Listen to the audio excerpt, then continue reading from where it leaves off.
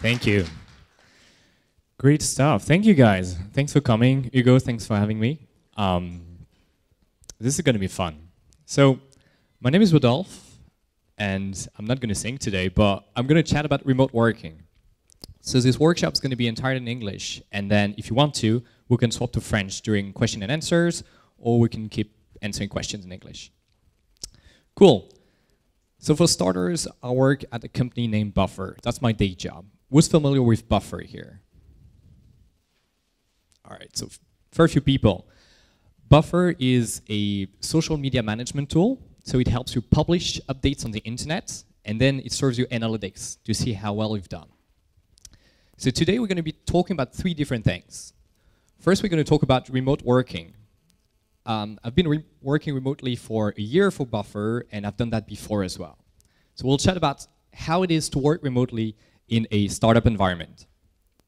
And then we'll chat about productivity. I have a few tips that I've collected through my experiences, and I'd love to share it with you guys. And finally, I'll talk about Remotive. Remotive is a side project that I have. So Buffer is my day job, and Remotive my side project. And I'd love to tell you more about it, because it's a very interesting thing in the sense that it's a community of remote workers, 6,000 people, and I'm lucky enough to send an email to them in a newsletter format once a week. But before we go any further, I'd love to introduce myself a bit more and tell you about what I've done before explaining what I'm doing today. So after university, I was studying in France and in Australia, and I got to work at Google. And it was extremely lucky because the team at Google I got to work with was the collaboration team. So essentially, we were selling Gmail, Google Drive, Google Docs, Hangouts, and even Google+. So it was very interesting. And I got to look at many different companies, big and small. And I got to look at how they collaborate internally. What sort of tools they're using, what sort of setup they have, and when they get together, how do they collaborate? Whether you're 5 people or 500,000 people, it doesn't matter. You need tools to collaborate. And that was really, really interesting for me. After a couple of years at Google, I decided to resign from the company. As much as I loved it, and I still love it, I wanted to go on more adventures and a bit of a journey. So I was lucky enough to go backpacking, to go sailing, to go back to teaching as well. And that was very, very fulfilling. And what I realized is, along the way, traveling really, really fuels me. I'm very happy when I travel, and I actually enjoy working on the go. So I'm happy to be in a remote location, in a different country, and to work at the same time. And that is remote working for me. Fast forwarding a year ago, I got started to work with Buffer. Buffer is a startup, as I described, and we're 30 people, and we work all together remotely. So I'll tell you a bit more about Buffer in a few minutes, and if you have more questions, I'll take it in a Q&A. But remote working got very, very important to me because I was living it and I was passionate about it. And then I found Buffer, a collection of amazing individuals that actually work remotely as well. So 30 people are spread out in 5 different continents across all time zones, and we work remotely. Twice a year, we vote on a single location, and everyone flies there to meet up. So this picture was taken about 6 weeks ago, and we met up in Sydney, Australia, and everyone together got to meet, to mingle, and to reconnect. That was a great opportunity. Buffer does a lot of other interesting things, such as communicating on how we grow as a startup. We talked about productivity, we talk about social media management, and we try to find new ways to make management work as well. So we have a blog which is open.bufferapp.com, and we blog about everything we learn along our startup journey. So specifically, I really enjoy traveling. So over the last year I've spent with Buffer, I've managed to work in about 10 to 12 different countries, here in Spain, Denmark, Singapore, Australia, in the US, Morocco, India, France, Spain, and the Netherlands. And every time, I'm not solely going there just to see what's going on. I'm going there to work. So I'm going there to do my 9 to 5, do my work, and I'm going to be traveling, and I'm going to be meeting friends along the way.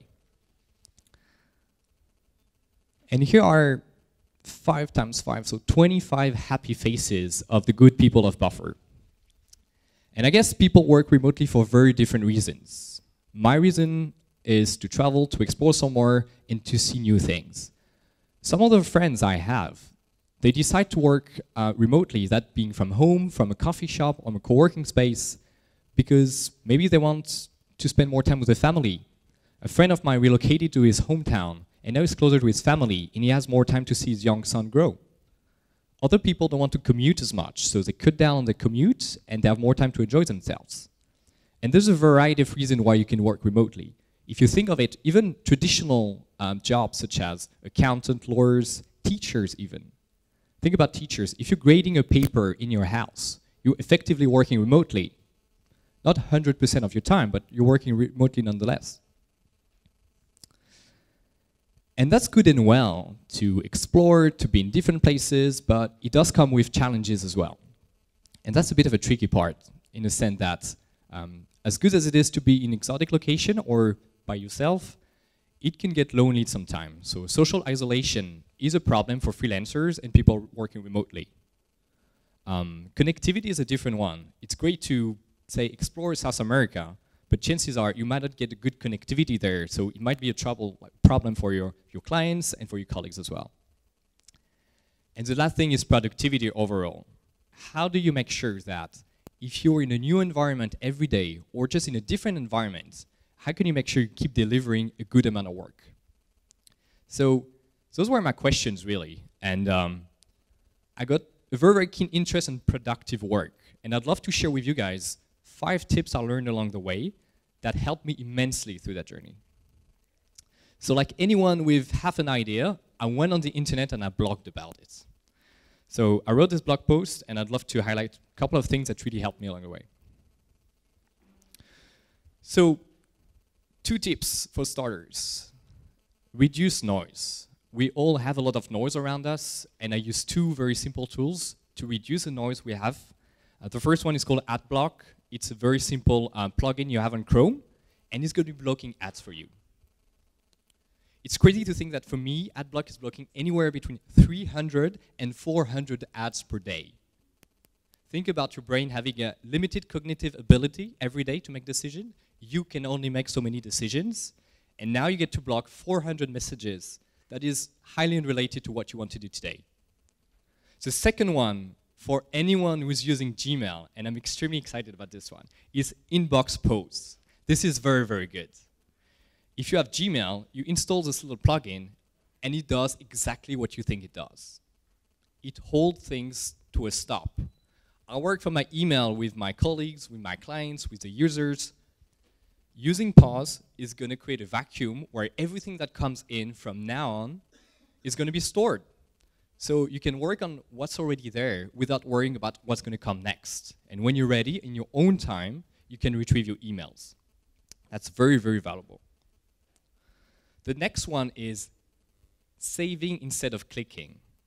If you are independent, startup, if you create something, essentially, your colleagues, co-founder, investors are going to be sending you updates. They're going to say, hey, check out this article, watch this video, click on this blog post. And that's great. You should keep learning. The issue is, if you are interrupted every time you do something different, then you don't do anything anymore. So say I click on this article that I really want to read. I'm going to stop doing what I'm doing, read the article, comment on it, share it, and then I did to refocus on what I was doing at the very start. Instead, I use Pocket, getpocket.com.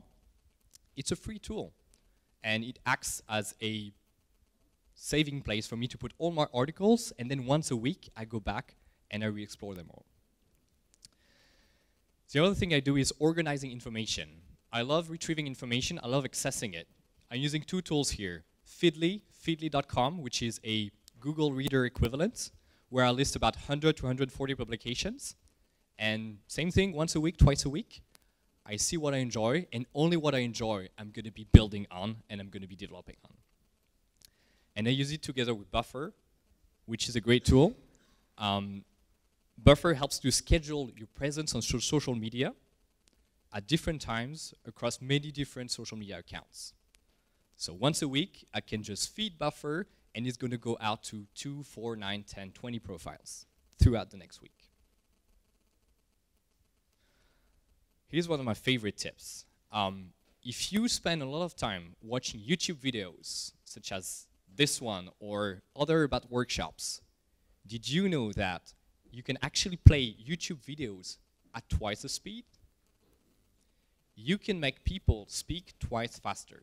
I can't do it myself, but it's very funny to hear. And essentially, if you spend a lot of time watching those videos, think about how much time you're going to save over a year's time.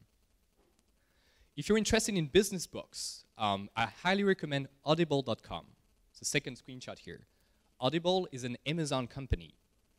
If you want to read a business book from 0 to 1, from Peter Thiel, for instance, it's about 6 to 9 hours long. You can fast forward it 2 times or 3 times even. If you want to start doing it with 3 times, please be aware you cannot do 2 things at once. You'll be staring at a wall, and that's all you're going to be doing. But it's great. 9 hours of business book reduced to 3. You on a plane ride. Throughout one day, you went through 1 business book. So you can acquire knowledge faster. Yep. What was the highest reward voice? Because when you speed up tape, it goes voice. Oh, the voice. It's not necessarily high pitch. It's just going to go very, very, very fast. You can actually find samples on internet just to listen to how it sounds. It's quite an interesting one. Cool. Sure. And the last one is about recreating focus. You really want to be in a flow state when you're working, and if you're traveling a lot or if you are in different places, the issue is you don't have a routine anymore that is set for you to be productive. So I use those 2 things together, which are, the first one is called moosty.com, and it is what you call time boxing. So you take a counter, a timer, you set it to 25 minutes, and it's going to tick down. Some people call it the Pomodoro technique. And it helps me to time box something. For instance, in the afternoon, I'm going to spend 25 minutes going through my email. After 25 minutes, I'll take a 5-minute break. And together with that, I use focusatwill.com. Focusatwill.com, it's free as well. It's a software created by neuroscientists to play music that helps you concentrate. So when you play music, instead of singing the lyrics and sort of getting that focus out of you, you actually have music that is helping you focus at a given time. It's really, really handy. And those are my 5 tips. I'm going to be sharing in a minute a lot more about how we want to help people in a remote environment. But those are basically the 5 tips. If that sounds interesting to you, you can go to remotive.io, and we'll be sending you weekly tips about those kind of things. So that's essentially what we do. I guess those 5 tips I just described, they were gathered in a Medium article. And for some odd reason, thanks to the internet, this article's done quite well. It was featured in top 20 for a day. And so I stopped for a minute and I got to wonder. This is something I'm enjoying because I do it every day. This isn't something I enjoy talking about and collaborating with. And it seems that people might be interested in this. So how about I start a little side project here? I've been starting a little, like many side projects throughout the last few years. This is happy number 5. They've had different success, but I really like to have something to work on aside from my day job. It's a good motivation for me. And I guess the other thing is, if you're really passionate about the topic, I get a lot of inspiration from Gary Vaynerchuk that says, everyone should strive to be a media company. If you think you can add value on a certain topic, nothing keeps you away from being someone that speaks up or being a curator. Curator is in, I'm sorting out information for people that have an interest in the topic. So that's sort of how it started. So I was like, okay, I have an article that is doing well. How about we'll do something very simple, which is adding a call to action. I edited the bottom part of the article, and I added join a newsletter. That did not exist, by the way. And behind it, I had a very simple MailChimp integration just to capture intent and to capture emails. At that point, I want to mention that this is very non-technical. I'm not a technical person, And this project, up to that stage, has nothing technical about it. So I guess my message is you can get started on sharing information even though you're not technical minded. And I guess through this little form, we gathered about 100 emails. About 100 people say, I'll be interested in signing up to a newsletter that we did not have at the time. So I got to think about it, and I was like, well, great, those people want something, and I'm not quite sure what I can provide right now. So I followed the advice of someone named Heaton Cha, a very interesting guy in the startup space. If you don't know him just yet, do look him up, a very insightful guy. And he says, get context before you give advice.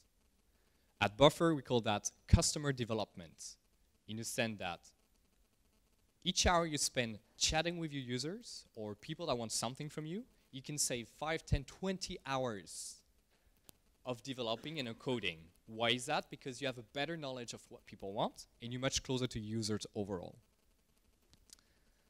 So based on this one, my brother and I, we decided to manually email everyone that signed up to the newsletter.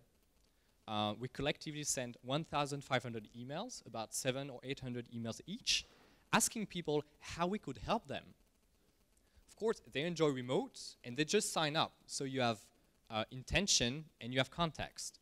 But I don't know what the content is just yet. So I'm asking questions to probe that.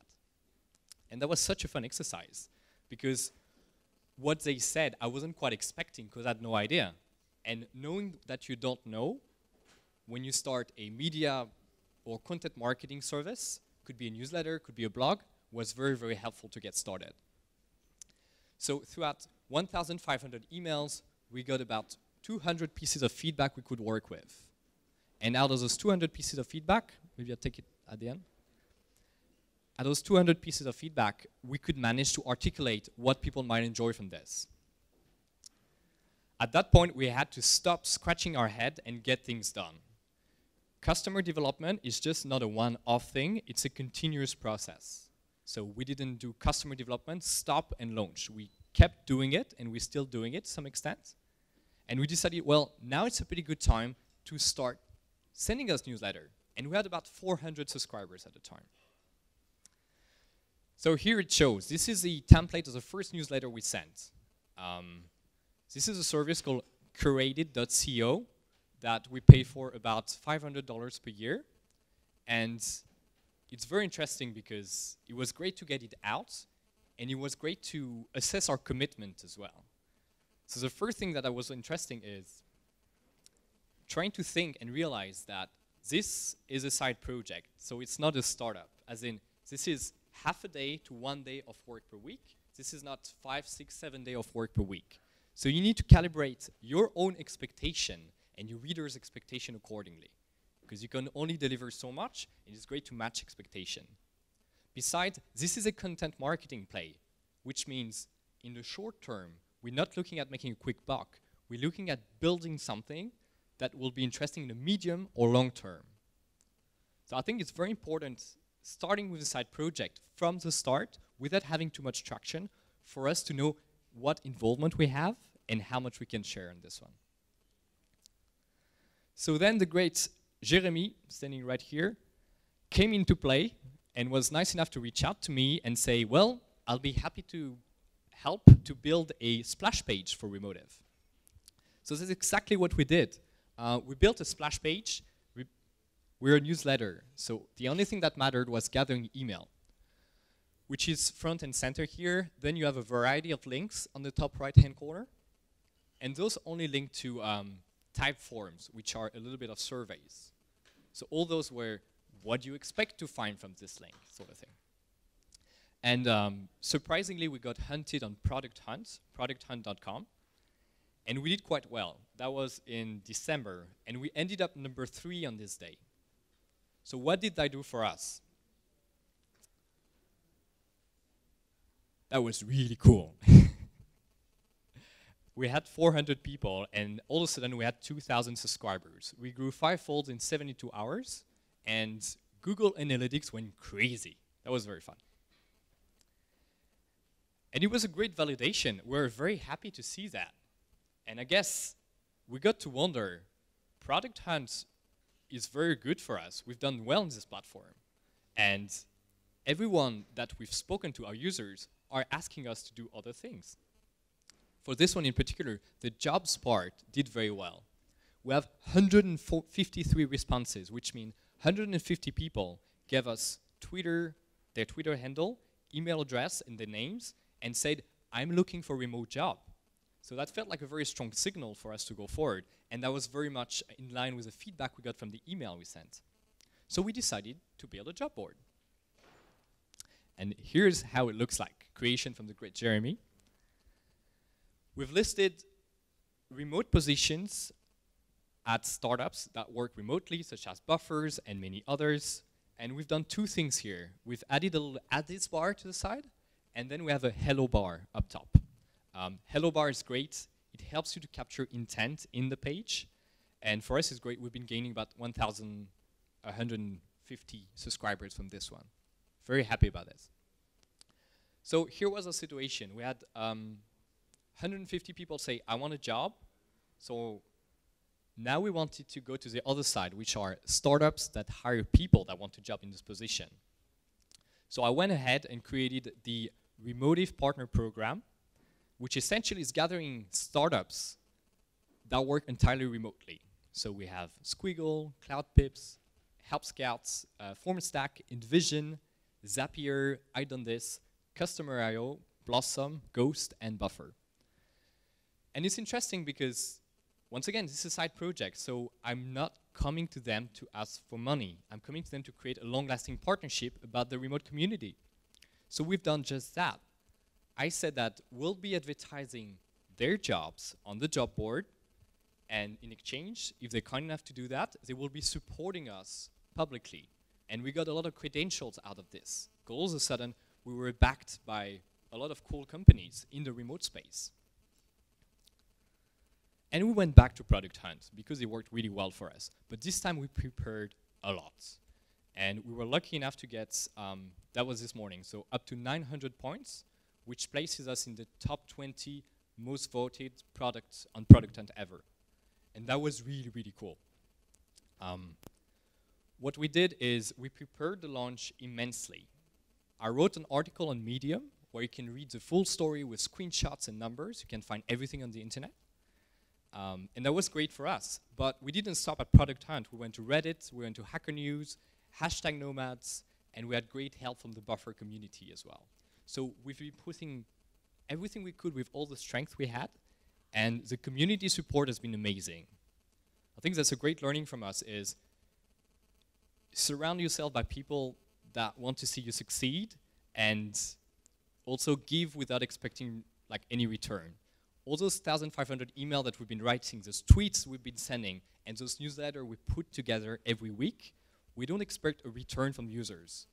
But they've been proven to be super, super supportive and happy and nice with us, and that really helped us growing dramatically. So with this product and in fact, Google Analytics went crazy again, which was really cool.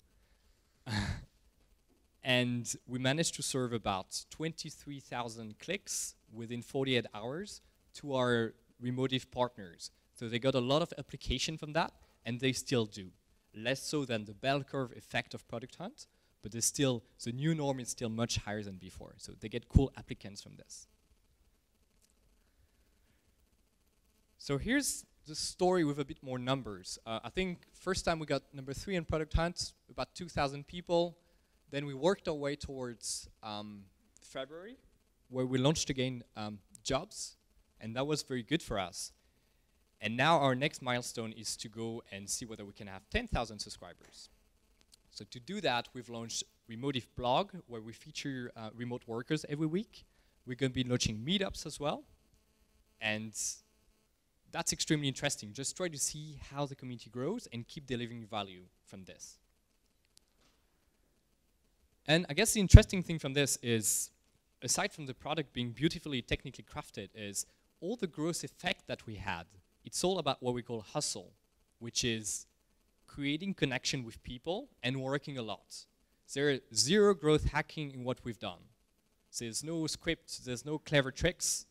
It's just working a lot and trying to listen to users as much as we can. Where this is going to go next, to be honest, we don't quite know just yet. We're just very happy to keep going with it. There are options, many different options, partnerships, monetization, growth, events. We can do many different things with this. And I guess the one thought that is very interesting is users are first. The reason we do this is for users, and they give us their attention, right? I guess time is a one commodity you cannot get more of. Time and attention is all you have, and you cannot get more of that. So newsletter is sort of an older format of communication, but essentially it's worked very, very well for us. And I think we're eager to see how we can pushing more value towards that. If you want to go forward and further with this reading, you can check out those 4 Medium articles that I've been writing about the story. They have a lot more numbers and screenshots. And if you want to read some more about the techniques that we've been using, 2 books for you. Jab, Jab, Jab, Right Hook from Gary Vaynerchuk. Possibly one of the best books about how to grow and sustain a community. It's very good. And the second one is Traction. Traction is very cool. If you read Lean Startup by Eric Ries, I really recommend you read Traction. It's, for me, it's equivalent on the sales and business development side. If you're technical minded, please read it as well. Then you get a better background about what your co-founder are doing, or what you should do yourself. Traction is written by the CEO of DuckDuckGo, which is Google's competitor. And it's amazing. It's very, very good. So those are the reading I wanted to share with you guys, and the story I wanted to share as well. Now I'm very happy to take any question you might have. Thank you.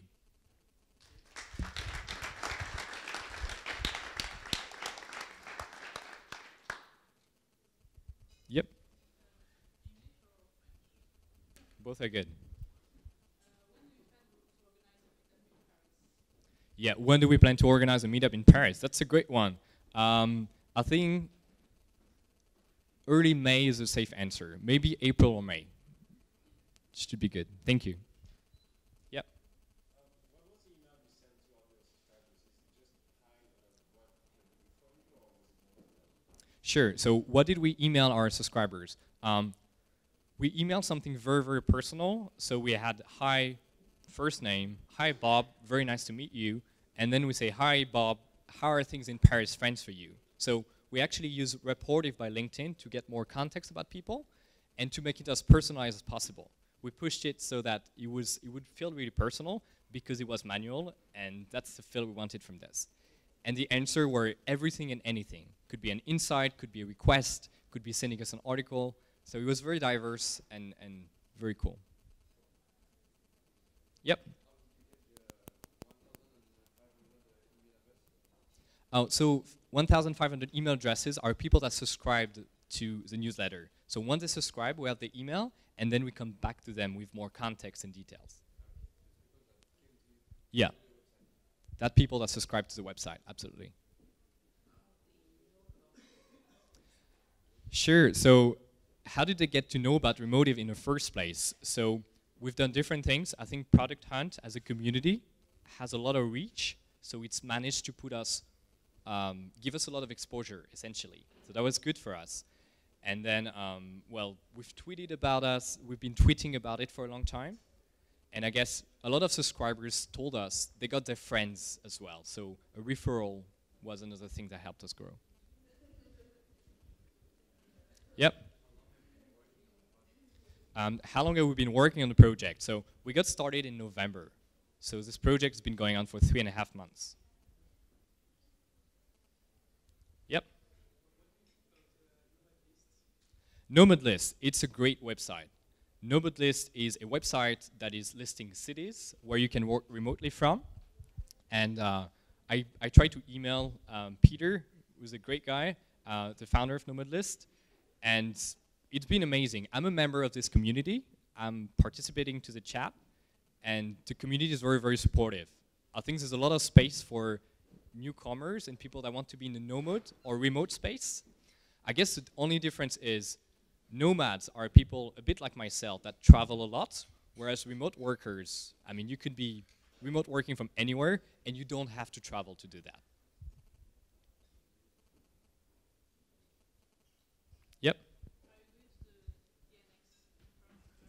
Yes, yes, I am. It's end of June, start of July, I think. 31st of July, yeah, 31st of July and 1st of August, I think. Yeah, cool. So there's a conference in Berlin called DNX Global, and yes, I'll be attending it. Buffer is sponsoring the event, so I will be there, for sure. I don't know just yet. That's actually a question I'm planning to ask this week to see whom else from the company might want to attend. Hopefully, will be more Buffer people there.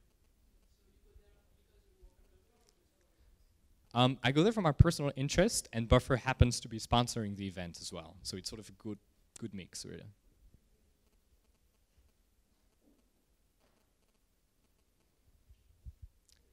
Any more questions?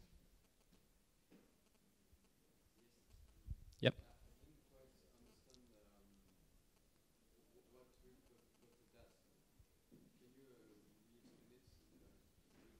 Sure. So what does Buffer do? So essentially, Buffer, it's a little plugin that you can have on your computer or an application you can have on your phone. And when you find a piece of content that is interesting, say this meetup, for instance, you can take this meetups page and you can add it to Buffer. And add it to Buffer is going to allow you to share that piece of content across different profiles. For instance, from your Twitter, your LinkedIn, your Facebook profile, all at once. And on top of this, maybe you want to share this piece of information, not right now, but tomorrow or next week. So maybe you want to share this meetups video next Tuesday. And that's what Buffer is allowing you to do across many different profiles. Sure. Sure, thanks guys.